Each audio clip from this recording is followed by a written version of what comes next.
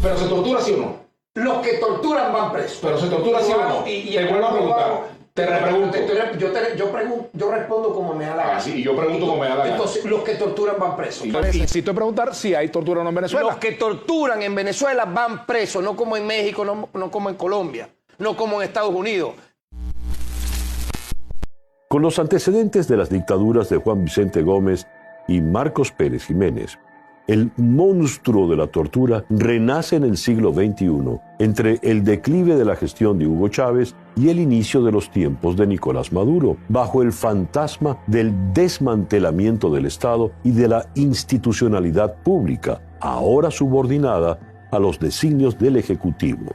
Desde los eventos de La Salida en 2014 hasta las protestas de 2017, la represión deviene en un nuevo sistema de violación de los derechos humanos a la sombra de las tumbas del SEBIN, de los abusos del DGCIN y de los operativos de las FAES. Según Provea, 852 personas se reportan como víctimas de tratos crueles, inhumanos y degradantes para el año 2019, además de 1.033 heridos y lesionados por estas causas. En julio de 2019, la Oficina de la Alta Comisionada de los Derechos Humanos de la Organización de Naciones Unidas registró en un informe más de 72 denuncias por supuesta tortura y otros malos tratos respecto de 174 personas detenidas en el contexto de protestas entre 2017 y 2019. En la actualización de julio de 2020, la Alta Comisionada agregó la existencia de lugares no oficiales y desconocidos, donde se torturaría a los detenidos, además de las 3 sedes oficiales de cuerpos como el SEBIN y la DGCIN. Una misión de determinación de hechos sobre Venezuela, ordenada por el Consejo de Derechos Humanos de Naciones Unidas, confirmó en septiembre de 2020 la existencia de esos lugares, y que tiene motivos razonables para creer que las fuerzas de seguridad sometieron a manifestantes a torturas y tratos crueles, inhumanos o degradantes desde el 2014. Los crímenes de ejecuciones extrajudiciales, desapariciones forzosas y tortura constituyen crímenes múltiples de derechos humanos.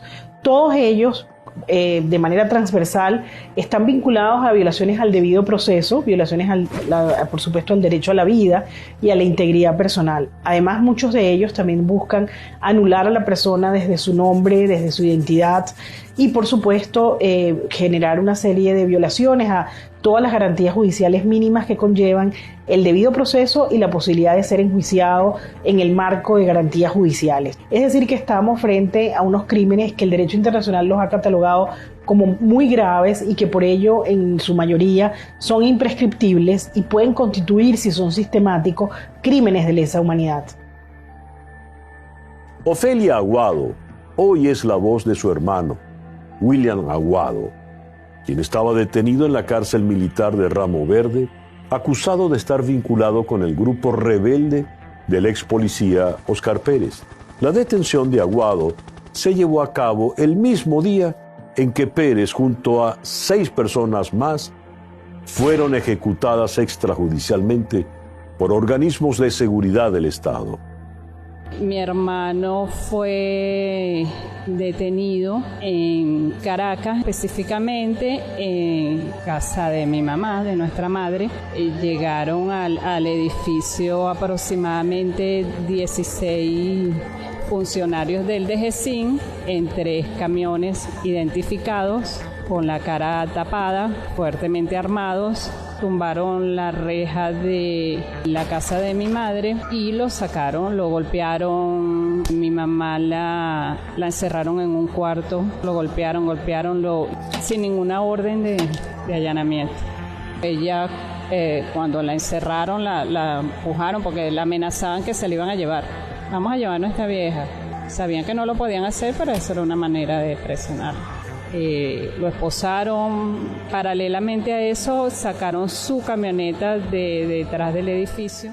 Para Naciones Unidas, a través del Protocolo de Estambul, La tortura es todo acto por el cual se inflijan intencionalmente a una persona dolores o sufrimientos graves, ya sean físicos o mentales, con el fin de obtener de ella o de un tercero información o una confesión, de castigarla por un acto que haya cometido o se sospeche que ha cometido, o de intimidar o coaccionar a esa persona o a otras, o por cualquier razón basada en cualquier tipo de discriminación, cuando dichos dolores o sufrimientos sean infligidos por un funcionario público u otra persona en el ejercicio de funciones públicas a instigación suya o con su consentimiento o aquiescencia.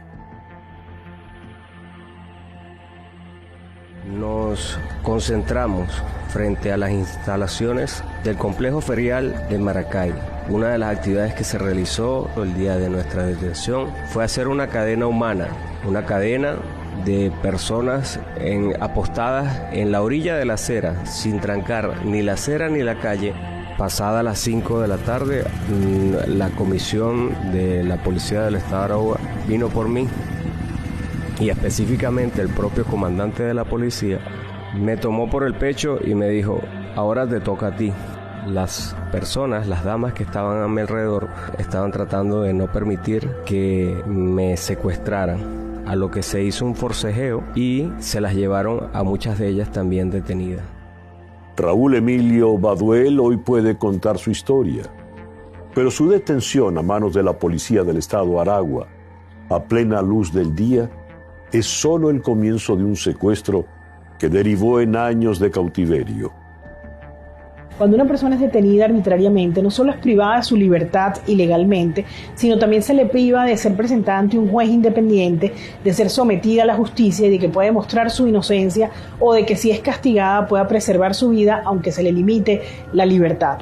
En ese sentido, la desaparición forzosa también implica una múltiple violación de derechos humanos, que está la tortura, entre ellas la desaparición forzosa y, por supuesto, el derecho a la vida. Soy la mamá de Julio César Rangel Novay y Carlos Francisco Rangel Novay. Llegaron unos policías de la Nacional a la casa. Entraron sin preguntar nombre, ni apellido, ni nada. Ellos violaron la puerta. ¿Dónde están? ¿Dónde están? ¿Dónde están? Ellos no preguntaron nombre, ellos no preguntaron nada, sino dónde están. Mis hijos estaban esperando en Chore y en Chola un bendito juego del Mundial. Y cuando, claro, ellos llegaron a la casa viendo y todo, ellos salieron corriendo, se asombraron por unos techos y entonces agarraron y se escondieron en una casa y ahí lo sacaron.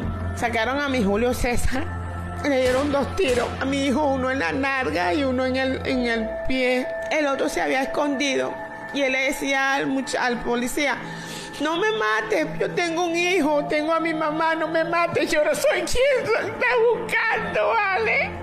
Yo no tengo nada, tú viste que no tengo nada, no soy quien. No me mate. Y ese malvado no tuvo piedad y le dio 2 tiros a mi Julio. Y así lo sacaron. Y que al hospital, habiendo el Magallanes, habiendo el periférico de Katia cerca, y cuando llegó al Pérez Carreño, que lo llevaron, llegó con 5 tiros, le metieron 3 tiros en el pecho. Ajá. Pero en el trayecto lo estaban maltratando, lo estaban torturando a mi Julio César.